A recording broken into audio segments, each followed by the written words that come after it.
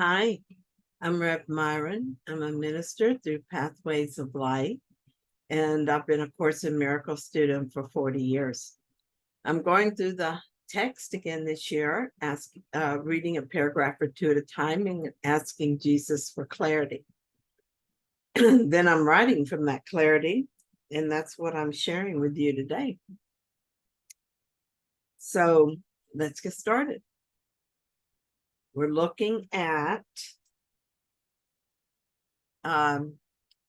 Chapter 5, Section 1, the invitation to the Holy Spirit. Let's look at paragraph 5. The Holy Spirit is a Christ mind which is aware of the knowledge that lies beyond perception. He came into being with the separation as a protection, inspiring the atonement principle at the same time. Before that, there was no need for healing, for no one was comfortless. The voice of the Holy Spirit is a call to atonement, or the restoration of the integrity of the mind. When atonement is complete and the whole sonship is healed, there will be no call to return. But what God creates is eternal. The Holy Spirit will remain with the sons of God to bless their creations and keep them in the light of joy. In the very instant we needed healing, the Holy Spirit came into being. He is a healer we need to bring the mind back to truth. Before we thought of separation, there was no need for healing, so there was no need for a healer. I'm so grateful that when a need arose, it was met. We are perfectly protected, even from our errors. Through the thought of separation, we created an experience of pain, suffering, and death. And even though we could not make it real, we could make it feel as if it was real. Loneliness, confusion, guilt, and fear are the effects of this belief. If there were no correction in place, we would be lost in our dreams, unable to remember who we are, forever trading one perception for another, sinking deeper and deeper into the hell of our nightmares. But we are protected from this fate, protected in our dreams, comforted and guided out of them by the Holy Spirit. I feel like a lost child, so to me, the Holy Spirit feels like a protective being, but this is not actual. The Holy Spirit is to Christ's mind. He is the call to atonement. He is the voice for God. Probably it would be more appropriate to think of the Holy Spirit as it rather than he, but that wouldn't be very comforting for me. Maybe that's why the Holy Spirit is referred to as he in the Course, or more likely, the Holy Spirit is something beyond my understanding. Maybe everything is beyond my understanding at this time. So it's all a metaphor, a bridge to the truth. What I know is that the Holy Spirit is in my mind and will correct my thinking and heal me. He will comfort me and guide me. He waits patiently for my acceptance of his help. I'm always willing to look at my thoughts with the Holy Spirit and let him purify them. And sometimes I will ask for a certain idea to be healed, and he will direct me to those thoughts in my mind. It sounds like such a simple, straightforward process. I ask Holy Spirit to look with me, realize my thoughts are hurting me, and accept atonement. Easy peasy, right? Well, it is a simple process, and no, it's not always easy or doesn't feel easy. Remember that my mind is split. I wanted to be healed, even while the other part of my mind defends against this healing. That part of me wants to remain in this separate state and to continue the stories. This conflict in the mind is painful and sometimes frightening. The way I defend against the truth is to ignore it and place my attention on the stories instead. I can get lost in the stories for a while when I do this. Recently, the Holy Spirit has been directing me to look at guilt. At first, this was pretty exciting because I was seeing guilt where I had not seen it before. And this is good because looking with Holy Spirit is safe and doesn't cause more guilt. In this way, I can see it as if it was just part of a movie, as if I were removed from it. From this detached point of view, it is clear to me that it is not helping and that I don't want it anymore. But what happened is that as I looked at more and more guilt in my mind, I forgot my purpose. I forgot that I want to see the guilt, and I forgot that I'm looking so it can be healed. Instead, I got caught up in all the guilty stories, and I believed them. I knew I had made an error and moved off my path, but I was drawn to the guilt. Jesus says that we have a sick attraction to guilt, which is true. Soon, I completely forgot that I was looking at stories so that I could forgive them. All I was aware of was the guilt I felt for all these stories. However, my heart wanted to be healed, and that desire for healing was strong. Despite my confusion, I couldn't stop feeling guilty, but I could ask for help. I was led to inspiring words coming from someone else and inspired words from my journal of an earlier time. My mind began to clear of the fog of confusion, and I opened my heart to healing. At the moment, I wanted to heal more than I wanted the guilt. It was done. That is the miracle, this instantaneous healing, simply because I want healing. It doesn't come from me, nor is it a reward for good behavior. So it's not withheld because of bad behavior. It is simply done the moment I really want it. We will all be healed and our minds return to truth. Perception will fall away and knowledge will flow once again, unimpeded throughout the mind. When this happens, the Holy Spirit as healer will no longer be needed, but he is a creation of God, and so is eternal. Jesus tells us that he will be given another function. His function will then be to remain with us, to bless our creations and keep them in the light of joy. You know, every time I read something like this in the Course, something that speaks so casually of my divinity, my heart leaps in joy.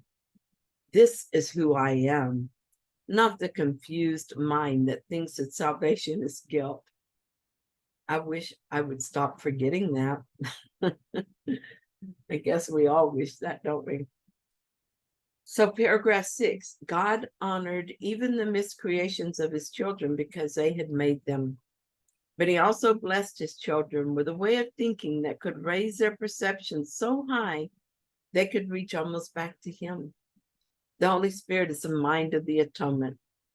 He represents a state of mind close enough to one-mindedness that transfer of it is at last possible. Perception is not knowledge, but it can be transferred to knowledge or cross over into it.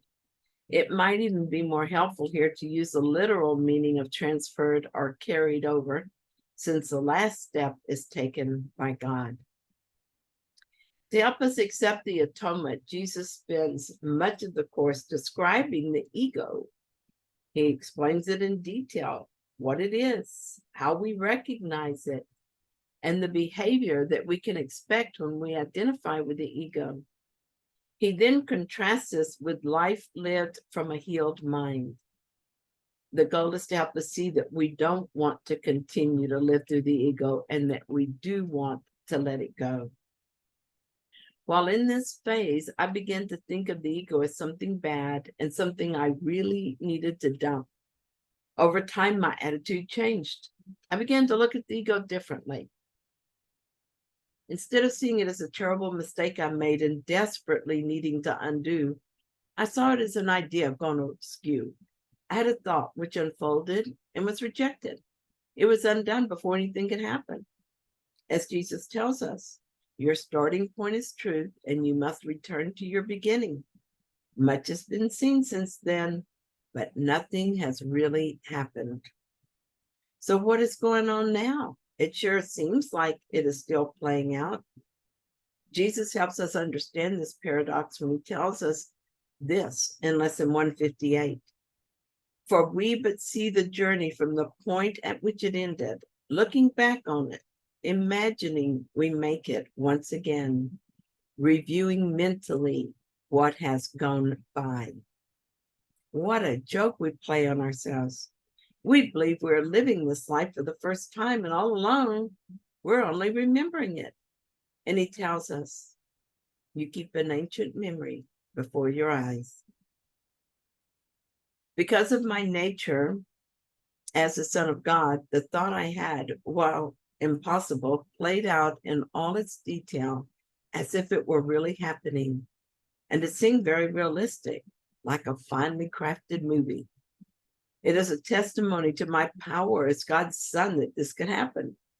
The error, the place it all went wrong, is that I began to take it seriously. I felt guilt and fear that I had actually done something wrong, and I hid myself from my Father within my miscreation. The idea itself, the unfolding of that idea, was not a sin. It was not inherently evil or wrong. In fact, Jesus says that God honored my miscreation simply because it was mine.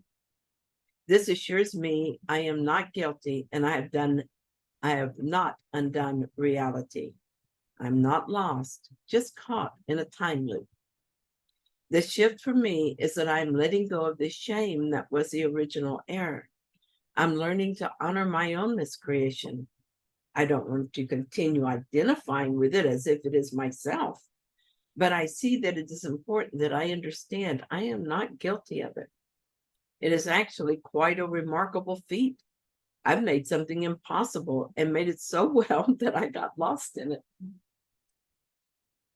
God would never limit me in any way because limitation is not part of his nature. But in his love for me, he placed in my mind a way out of this miscreation. He brought into being the Holy Spirit, the memory of God, and his voice that speaks to me all through the day. It is his function to direct me out of the illusion and back to my real life when I'm ready. So the Holy Spirit is helping me see the ego thinking in my mind, recognizing it as something I'm no longer interested in, and allowing it to be undone for me. I choose to let go of the ego self, not because it's a sin, but because I'm through with it. The only way to have my illusion was to substitute perception for knowledge. So now the Holy Spirit is inspiring my perceptions so that they are very near knowledge, near enough that knowledge itself can flow into my mind. Perception will be transferred into knowledge, or as Jesus refers to it, God will take the final step and lift me up to him. And so this is paragraph 7. It's the last paragraph in this section. It says the Holy Spirit, the shared inspiration for all the sonship, induces a kind of perception in which many elements are like those in the kingdom of heaven itself. First, its universality is perfectly clear, and no one who attains it could believe for one instant that sharing it involves anything but gain. Second, it is incapable of attack and is therefore truly open. This means that although it does not engender knowledge, it does not obstruct it in any way. Finally, it points a way beyond the healing that it brings and leads the mind beyond its own integration toward the paths of creation. It is at this point that sufficient quantitative change occurs to produce a real qualitative shift. The Holy Spirit corrects my perception so that it is as close to knowledge as we can get here, and my perception becomes universal. I notice that I'm slowly letting go of the idea of specialness and am beginning to see everyone as the same. I remember a few years ago being freaked out as I sat on the bridge waiting for a wreck to be cleared. This is an older bridge and is considered by many not to be safe. In the opposite lane, traffic continued slowly and lots of big trucks went by, making the bridge shake. I was nervous about being stuck on this bridge, and when the traffic started moving, I felt tense as I neared the top and relieved as I got closer to the bottom. Suddenly I thought, what about all the people behind me? Would a failed bridge be disastrous only if I were on it, or more disastrous if I were on it? It was one of the first moments of perceiving more universally, or rather glimpsing a more universal way of perceiving. It happened other times after that. For instance, I would hear a siren at night and automatically take roll call for my children. Where were they? Could the siren be for them? And then feeling relief and disinterest as I realized my kids were all safe at home. And one day when this was happening, I thought that everyone is some mother's child. And I understood that there was a way of perceiving that is not special. I still sometimes count my children when I hear a siren, but the Holy Spirit is beginning to make some headway with me as I let go of the idea of specialness. I began by caring most for me, this body of Myron. My care expanded to include my family, then a husband. And when children came along, my care centered on them above all others. What has happened as my mind heals is that my care is less discriminating. When someone I have not met comes into my awareness, I can care as deeply for that person as for someone I feel close to. This is not complete for me, but as my perception is corrected, my care grows to encompass all. And it's beginning to feel strange to think of anyone as more special than another. I know now that love cannot be diluted through giving it. I cannot give love away in the sense of not having it, as would happen if I gave away a thing. My care does not lose value because it extends to everyone in my awareness. I don't love my children less because I love your children. In the past, I must have thought there's only so much safety of love to go around. So if there was danger, I had to direct my hopes and wishes toward those close to me. And to do less would leave them vulnerable to attack. For that reason, I couldn't afford to care about someone else's child, or at least not about everyone's child. This seems so weird to me now that it makes me wonder if I really did think that way. Is my perception truly open and incapable of attack? No, but it's closer to that. Yes, I am still capable of attack. I attack myself when I feel guilty and others when I assign guilt. I cannot be open if I am defensive, but I am so much more open than I used to be and attack far less. When I do attack, I see my error and I ask for correction. And now that I can imagine it, I look forward to the day when I am truly incapable of attack. Since I now imagine that happening, it's exciting for me to think about it. I am motivated to let go of the belief in specialness. Now, when I have an attack thought, I remember that I cannot attack my brother and enter God's presence. This further motivates me to allow my perception to be corrected. One way I remove the blocks to love's presence is to stop attacking and defending. The course does not aim at teaching the meaning of love, for that is beyond what can be taught. It does aim, however, at removing the blocks to the awareness of love's presence, which is your natural inheritance. As I allow my mind to be healed in many little ways, I begin to experience a different life. I'm happier and more peaceful. At first, it was slow going as I became convinced that it was okay to give up the old way of thinking. And then I realized it was more than okay. It was actually to my advantage. Eventually, what has happened is that I care less about what is to my advantage. And instead, I think in terms of the sonship. It is no longer about me. It's about us. I ask myself, is this going to advance us or hinder us? Will it help awaken the sonship or add to our illusion? When that happened, I realized I had made a significant shift in my perception. Thank you so much for joining me in this reading. I hope that you found it helpful. If you did, then please like it. And if you haven't yet, please subscribe. And I'll be back tomorrow with another reading. See you then.